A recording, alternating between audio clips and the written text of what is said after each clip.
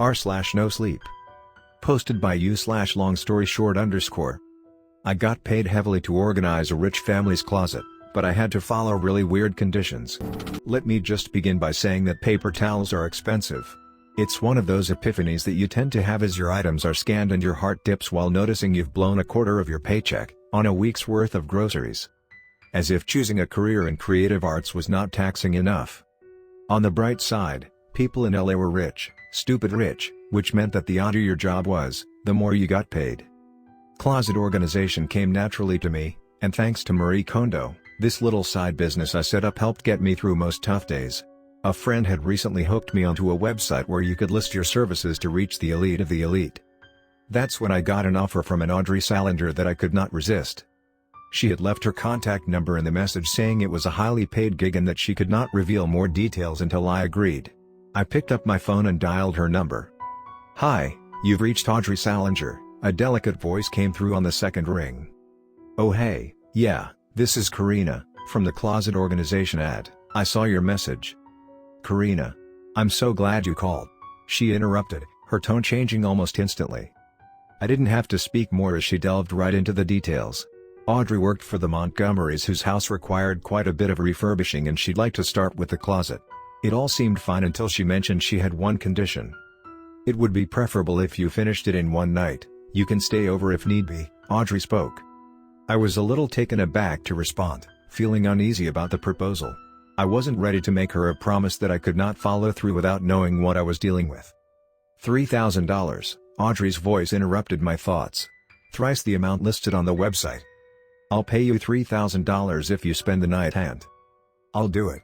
I'll get it done," I told her. I wasn't going to let this opportunity slip by. "Great. I'll text you the rest of the details." "Thank you." Audrey cut the call without a second to waste. I woke up early the next day, ready to get a head start on the laborious task that lay ahead. I pulled into the driveway of the address texted to me by Audrey. It was nothing less of a mansion. She had instructed me to let myself in with the key, dropped in the mailbox. It amazed me how nonchalant the rich were when it came to safety. I found the key along with an envelope addressed to me. I opened it to find the dollar bills, $3,000 as promised, along with a letter. Carefully placing the money inside my bag, I pinched myself to ensure I was not dreaming. I opened up the letter. "Dear Karina, I'm sorry I was not able to personally meet you as something came up, but please refer to the following instructions below. 1. You are to only clean the second room on your right downstairs. All other rooms will remain locked. 2. Lock yourself once you're inside and do not open the door if you hear a knock, no matter how many times you hear it.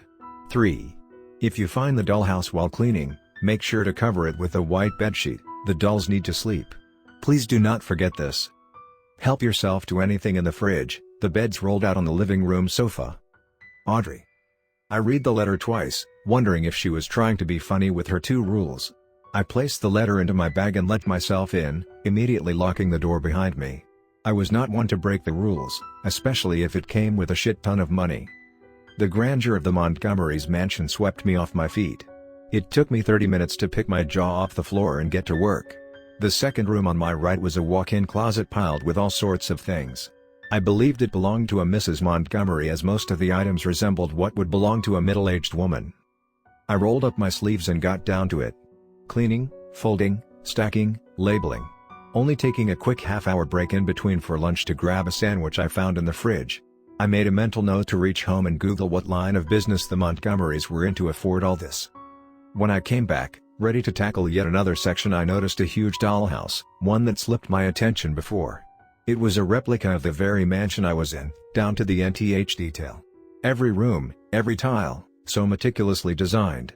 There were 4 miniature figures placed in a different room of the house. I assumed it was the family that currently paid for my 2 months' rent. I didn't dare touch the dollhouse, worried if I even shipped it a little it would cost me a kidney. I dove right back to work, letting the hours pass me by. It was 11 p.m. as I placed the last pair of stilettos on the shelf. Too exhausted to even eat, I shut the lights out and closed the door behind me, crashing on the living room couch. I was deep asleep when I was awakened by the knocking. I checked my phone to see that it was almost 2 a.m. The eeriness of it all finally caught up to me as I began to imagine the worst-case scenarios in my head. I began to regret signing up for this. The knocking got faster and I shut my eyes trying to zone it out. I woke up the next morning to the sound of clanking pans from the kitchen. I realized I had overslept due to my exhaustion. I walked into the kitchen to find a man and a woman, similar to the dolls I saw. "Good morning. You must be Karina." Mrs. Montgomery flashed a bright smile. "I love what you've done with the closet. Looks so much more compact." "Oh, thank you. I didn't know you were here." I spoke, too embarrassed to present my disheveled morning face. "Oh yes, we found an early flight back from the Bahamas. Kids couldn't wait to get home. Why don't you join us for breakfast?" I sat down on one of the high chairs as the two kids rushed in. After helping myself to a scrumptious meal, I said my goodbyes after thanking them at least a couple of hundred times. On my drive back, with only 5% battery left, I quickly texted Audrey that the job was done and that I also had the pleasure of dining at the Montgomerys. As soon as I reached home, I jumped into the shower and plugged my dead phone in. I could feel the fatigue leaving my body as the hot water hit. I couldn't help but sing out loud, ecstatic about how this gig went. My bathroom concert was interrupted by a knocking on my front door. I turned off the water and wrapped myself with a towel. "Give me a minute," I yelled as I hurried to get dressed. My phone screen flashed. 15 missed calls from Audrey, 4 texts. The knocking began again. In a second.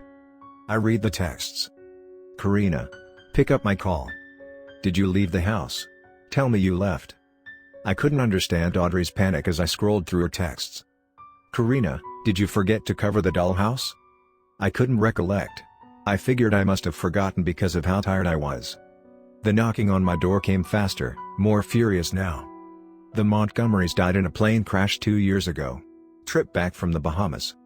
I clutched my phone tight in my hands as I read those lines. My stomach tipped and I felt like I couldn't breathe. If the Montgomerys died 2 years ago, who did I have breakfast with today? I felt my ears get hot, the knocking fading into the background as my own heart beat louder. The dolls need to sleep too. A feeling of dread washed over me as I realized I didn't follow Audrey's instructions. I turned slowly towards my door, the knocking suddenly reminding me of last night at the mansion.